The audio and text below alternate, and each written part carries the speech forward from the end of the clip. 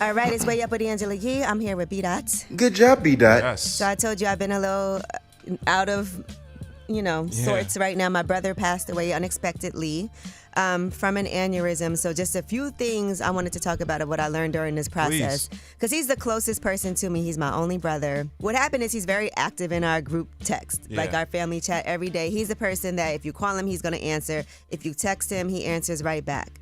And so for a day, he wasn't responding. And so my mother felt like something was off. So she has the keys to his house. So she went over there and, he was on the floor. So after that, she called the police.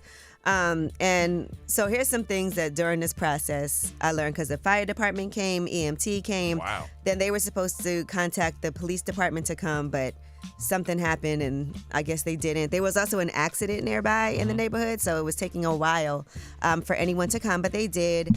And then we had to wait for the medical examiner to come. Now, because he was home alone and when he fell, he hit his face, so he did have like a bruise and he had a bump on his head. They had to make sure that it wasn't a homicide. Right. Which means that everybody has to leave the area, and then until they examine the body, you're not allowed to go back in. Wow. So, that all happened. They examined him, and that's when we found out it was an aneurysm. He had been saying he had really bad headaches a couple of days before, that they were so bad he had to take 3 Advil. Wow. He was laying down. And so Coach Jessie, who works with me a lot, she also recently had an aneurysm and was in the hospital. And when you feel like pain like that and it feels out of the ordinary, it is important to see a doctor. Right. Because, again, like, you never know what could happen. But it's also not something I would have thought either. Like, I've had headaches before, and I don't get them a lot. And so I don't know that I would have I probably would have did what he did, take some Advil and go and lay down. Like, I'll eat a banana or something. Right. You try to do whatever and get hydrated, drink plenty of water. And so, I just want people to make sure that they take those things. And I'm not saying that it could, it could have still happened or it could not have. I don't really know. But, I just want to make sure that we're taking care of ourselves and our health. And then now dealing with, okay, where's the funeral going to be?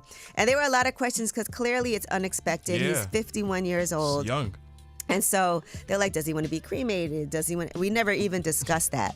So that's not something. But I feel like if somebody wanted to be cremated, they express that. Yeah. And so I was like, I don't think, we should do that because I don't know that he wanted that. I know you and your brother were really close, and that you have a lot of memories. Where are some that stick out to you? You on New Year's Eve, because New Year's is coming up. Your brother got me drugged.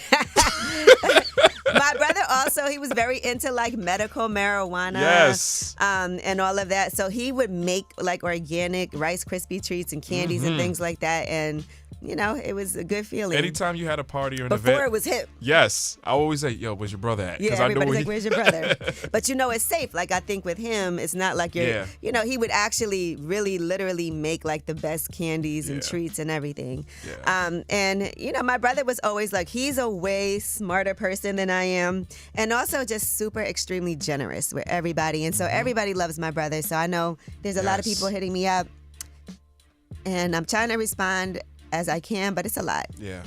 But we are planning the funeral. We're planning the wake. So for any of his friends also, I want to make sure, and I'm going to post this, if you can send any pictures to bookangelaYee@gmail.com, and I'll post that, for people. I would love to include it in like a slideshow that we're going to be showing there. So, I just wanted to acknowledge that and also encourage people. I even think about like for myself, I have, making sure who's power of attorney, making sure that people know what it is that you want to happen, having a will, all of those things that we discuss, because you do never know when something's going to happen. So that's why I've tried to make sure I get my things in order. But this had made me feel really like urgently to do that. Yeah, it's always difficult to have those conversations with people while they're still here. Right. But then, if God forbid something happens, it's nice when things are in place. Yeah. But you never expect it at that young age.